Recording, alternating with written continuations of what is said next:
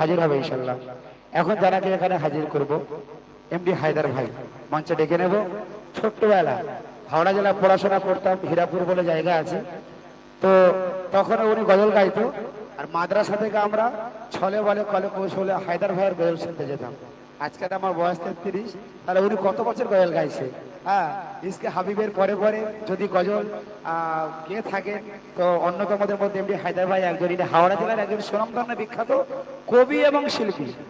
আমরা ইসকে হাবিবকে দেখেছি, তিনি গজল সম্রাট, কিন্তু আমরা হায়দার ভাইকে এখানে দাঁড় করিয়েছি, ইনি নিজে লেখক এবং নিজে গায়ক। আলহামদুলিল্লাহ, আল্লাহ সুবহানাহু ওয়া তাআলা তাকে তারাক্কি দান করুক। তো এখন হায়দার ভাইয়ের কণ্ঠে উনি যে অত দূর থেকে আমার এখানে ডাকে সাড়া দিয়েছে, আমি অন্তর থেকে ওনার প্রতি জানাই প্রেম, প্রীতি, শুভেচ্ছা, ভালোবাসা, তো অভিনন্দন। এখন হায়দার ভাই কিছু কথা বলবেন এবং গজলও পরিবেশন করে শোনাবেন।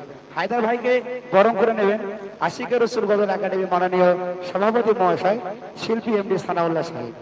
তো সানাউল্লাহ সাহেবকে বলবো আসার জন্য।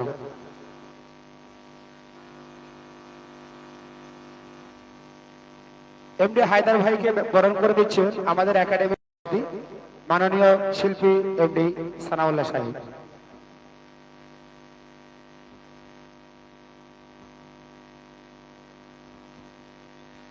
এখন হায়দার ভাইয়ের কাছে মাইক্রোফোন তুলে দিচ্ছি।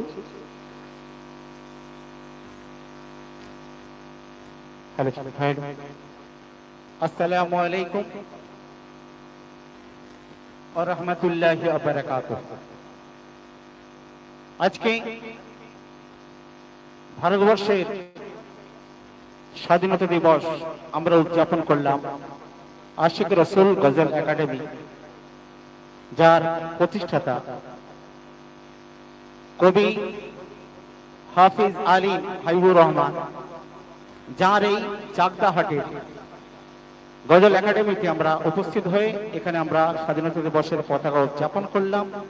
সঙ্গে আরো সবাই বিশিষ্ট অতিথিরা আছেন এবং এই একাডেমির সকল কর্মকর্তারা, শিল্পীরা, কবিরা উপস্থিত থেকে আমরা উদযাপন করলাম। আজকে ভারতবর্ষ স্বাধীন হয়েছে ৮০তম বর্ষ।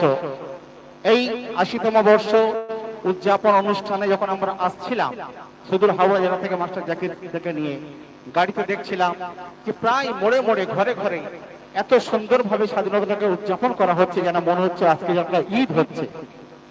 দেখে খুব ভালো লাগলো, কারণ আজকে মুসলিমরা আজকে অনেক পিছিয়ে নয়, অনেক আগিয়ে।